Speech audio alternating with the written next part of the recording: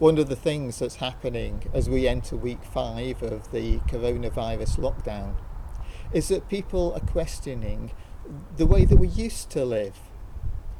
People are recognising that the air quality is so much cleaner and are wondering how we can stop it going back to what it used to be. People are spending more time with the children and are asking, why didn't we do this years ago? Some people are shopping less, and as we do, we're beginning to wonder, did we actually need a lot of that stuff that we used to buy? Equally, with our church buildings being closed, we're being forced to ask, what is church really all about? And what we see in our passage this morning from Mark chapter 7 is that Jesus always encouraged that sort of critical questioning, particularly when it comes to religious practice. The religious leaders of Jesus' day, the Pharisees and the teachers of the law, were putting great emphasis on rules and practices that they had developed over the years. These had been designed to make people think about keeping spiritually clean, which were illustrated magnificently by their habit of ceremonially washing their hands and washing their utensils before they ever eat. This wasn't any practical cleaning process. After all, it was a primitive society. They didn't even know that bacteria existed. No, this was designed simply to remind people, themselves and others, to live a godly life. The problem was that the illustration had replaced the reality. And Jesus in our reading points that out by quoting that some people were even neglecting caring for their elderly parents and justifying it by saying, but we're keeping up with the practices. Jesus states very clearly in this passage that this sort of thinking misses the point. He says very clearly that it's not the outward that matters. He shifts the entire focus from the ritual things to the fact that we need to be changed from within. That the problem is within ourselves, what we actually are. That's what's really important. This goes to the very heart of the Christian gospel. The reality that we need to be changed within ourselves, and that is what really matters. The Christian life is all about being changed in ourselves by God. Living the Christian life means continually allowing God to change us within. And of course, as we're changed within, the evidence of that will be seen outwardly in the way that we live.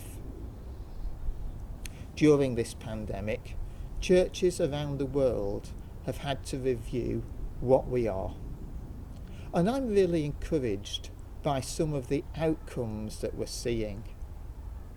Here at St George's, I've observed that actually we're praying more together, more frequently than we used to. Of course, we've always prayed. We've prayed at certain times during the week. We've prayed before events. But more frequently now, some of us are meeting together online specifically to pray.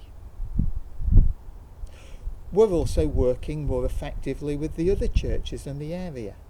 Now, in this area, we've always worked together with the other churches and have worked well and have enjoyed one another's friendship. But we're doing it to a greater degree now. We're taking food out to those who are not able to get the food in for themselves.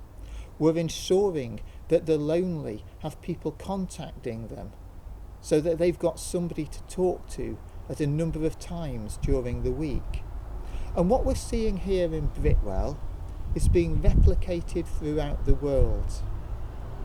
I keep in touch with fellowships I've worked with out in northeast India, and they're doing the same. They've got a particular problem that many of the people from the villages where they operate have gone into the big cities for work. With the shutdown over there, those people are left stranded without incomes. So back in the rural areas, the church is taking food to their families. It's been good for us in many ways to question what church is really all about.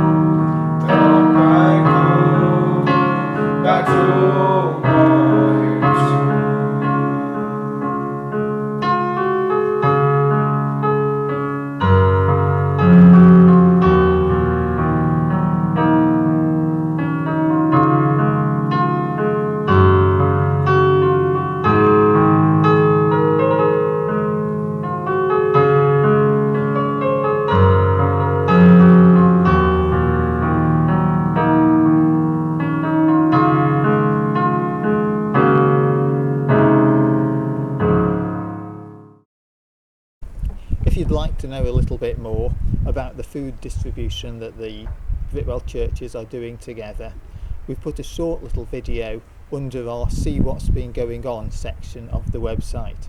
Do take a look at that. And I hope that you're able to join us during the week for one of our Zoom sessions as we discuss this passage a little bit more.